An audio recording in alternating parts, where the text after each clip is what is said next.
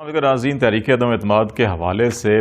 آئے دن نئی سے نئی خبریں سامنے آتی ہیں، لیکن ابھی تک صورتحال جوں کی توں ہے۔ پاکستان مسلم لیگ کاف اور ایم کیو ایم ابھی تک یہ فیصلہ نہیں کر پائے کہ وہ حکومت کے ساتھ ہیں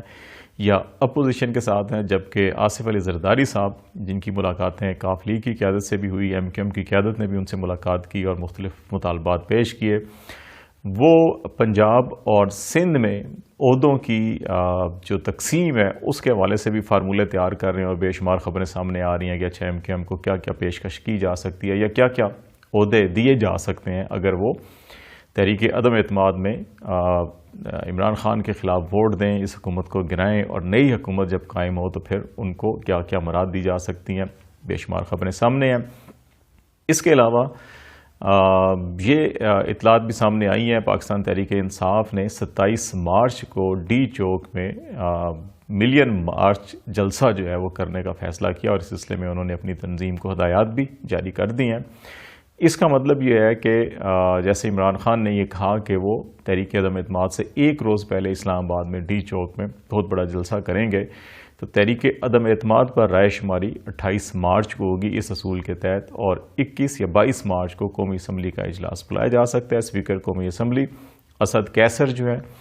وہ بھی اجلاس کے حوالے سے جو اسمبلی سیکریٹریٹ سے قانونی اور جو آئینی مشورے ہیں وہ مانگ رہے ہیں، وہ اس چیز پر بھی غور کر رہے ہیں کہ ایسے ارکان اگر جو منحرف ہیں ان کو اجلاس میں آنے سے روکا جا سکتا ہے یا اس سے پہلے ان کو ڈیفیکشن کلاز کے تحت جو ہے کہ وہ نااہل قرار دیا جا سکتا ہے یا نہیں، تو اس پر بھی ان کو نیشنل اسمبلی سیکریٹریٹ نے اپنی رائے دی ہے۔ اور پھر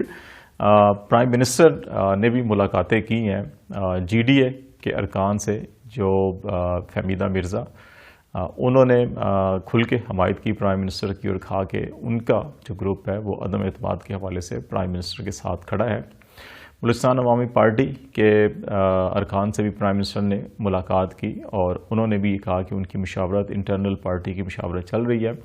ایک اور بڑا اہم کردار ہے، وہ خبروں میں اتنا زیادہ نمایاں نہیں ہوا،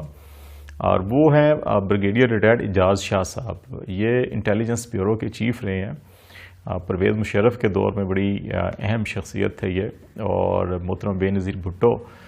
نے بھی جو خط لکھا تھا اس میں ان کا بھی ذکر تھا،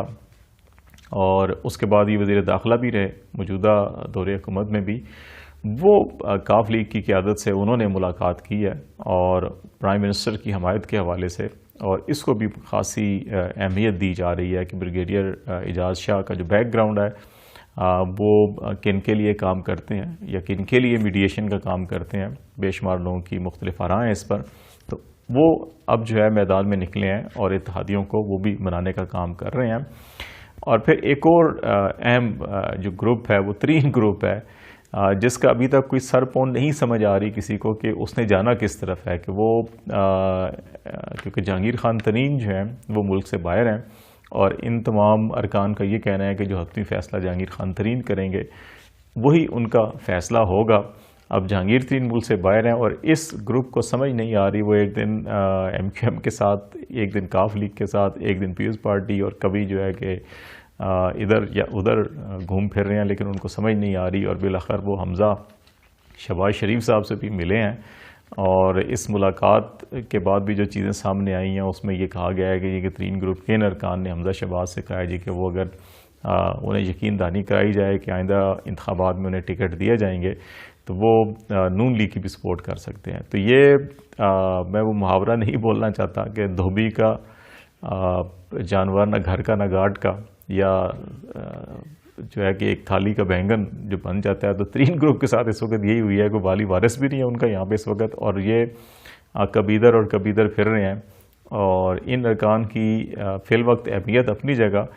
لیکن اس سارے کرائسس کے بعد یہ کہاں پہ کھڑے ہوں گے، یا جہانگیر ترین اگر جو فائنل حتمی فیصلہ کریں گے تو اس کے بعد یہ کہاں پہ کھڑے ہوں گے، یہ سب سے اہم بات ہے۔ تو اس ساری سچویشن کے اندر دو تین سوال بڑے اہم ہیں۔ ایک تو یہ کہ جس طرح سے پرائم منسٹر عمران خان نے اعلان کیا تھا کہ 27 مارچ کو ہم ڈی چوک میں بڑا جلسہ کریں گے، نون لیگ کے رانا ثناء اللہ نے بھی ایک ٹویٹ داغ دیا اور کہا جی کہ ہم بھی کارکن تیار رہیں، ہم بھی جلسہ کریں گے۔ پی ڈی ایم کے سربراہی اجلاس میں بھی کہا گیا کہ وہ بھی اسلام آباد میں پاور شو کریں گے۔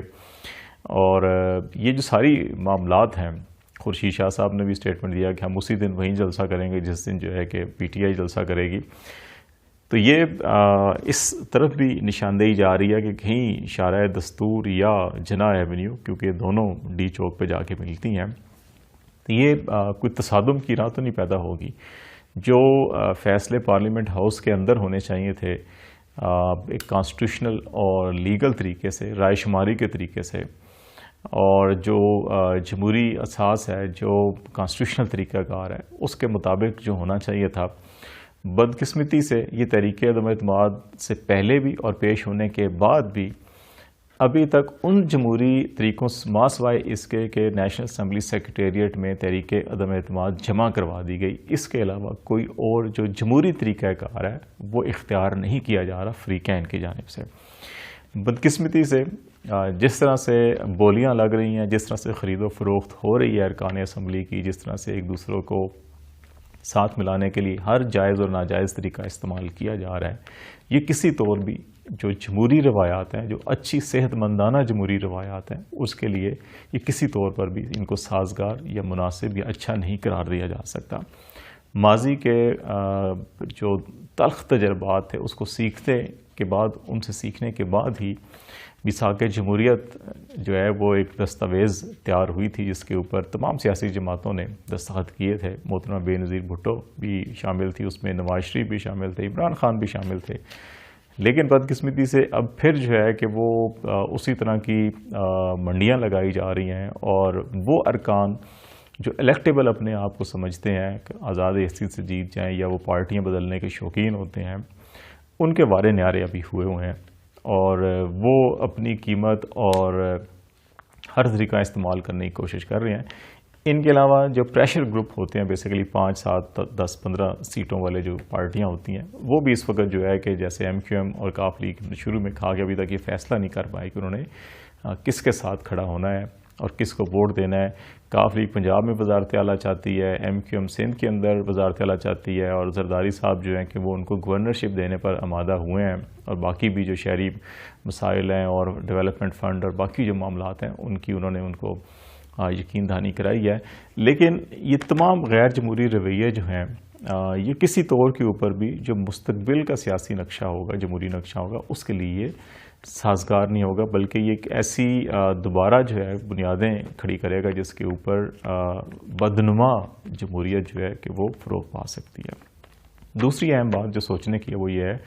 کہ جو پارلیمنٹ کے اندر سارے کام ہونے چاہیے تھے، جیسے پہلے کہا قانونی اور آئینی طریقہ کار کے مطابق، وہ اگر ٹی چوک کے اندر ہونے ہیں جلسے جلوس کے ذریعے، اور اگر اس میں تمام سیاسی جماعتیں اپنے کارکنوں کو ایک دوسرے کے سامنے کھڑی کرتی ہیں شاہراہوں کے اوپر، تو پھر یقیناً قانون نافذ کرنے والے اداروں اور ریاستی اداروں کی جو ذمہ داریاں ہیں وہ حرکت میں آ سکتے ہیں، اور اس کا فائدہ بھی جو ہے کہ سیاسی یا جمہوری قوتوں کو نہیں، غیر جمہوری قوتوں کو ہو سکتا ہے. اور پھر بعض لوگوں کا یہ بھی خیال ہے اسلام آباد میں کہ اس قسم کی صورتحال میں ممکن ہے کہ رائے شماری کی نوبت ہی نہ آئے اور حالات ایسے ہو جائیں کہ پھر کسی تیسرے فریق کو اس میں مداخلت کرنی پڑے، اور پھر وہ اپنا کردار ادا کریں اور دونوں فریقین کو بیک فٹ پہ جانے کے لیے مجبور کریں. حکومت تو بیک فٹ میں یہی کر سکتی ہے کہ جلسہ نہ کرے، لیکن اگر وہ حکومت کے اتحادیوں کے اوپر بھی اثر رسوخ استعمال کرتے ہیں اور وہ بھی واپس اپنے اپنے کیمپ کے اندر آ کے وہی کردار ادا کریں جو پہلے کر رہے تھے، تو پھر صورتحال کچھ اور ہو سکتی ہے. لیکن ایسی نوبت نہیں آنی چاہیے. تحریک عدم اعتماد پیش ہو چکی ہے. نیشنل اسمبلی کا اجلاس 21 کو یا 22 کو ہو، 27 یا 28 کو رائے شماری ہونی چاہیے، اور جس فریقین کے پاس، جس بھی فریق کے پاس مطلوبہ نمبر ہو، اس کو قانونی اور آئینی اختیار ہونا چاہیے کہ وہ جو باقی ماندہ مدت ہے 1.5 سال کی وہ پوری کرے، اور اس کے بعد جنرل الیکشن ہو اور عوام اپنی نئی منتخب قیادت کا فیصلہ کریں. ایسے ہر قسم کے اقدام سے گریز کرنا چاہیے جس کے نتیجے میں جمہوری قوتوں، جمہوری اداروں کو نقصان ہو، اور وہ قوتیں جو جن کو ہم منفی قوتیں کہتے ہیں یا جمہوریت کش قوتیں کہتے ہیں، ان کو ہرگز اس قسم کی صورتحال کا فائدہ نہیں ہونا چاہیے، اور اس میں زیادہ ذمہ داری جو ہے وہ سیاسی جماعتوں اور سیاسی قائدین پر عائد ہوتی ہے.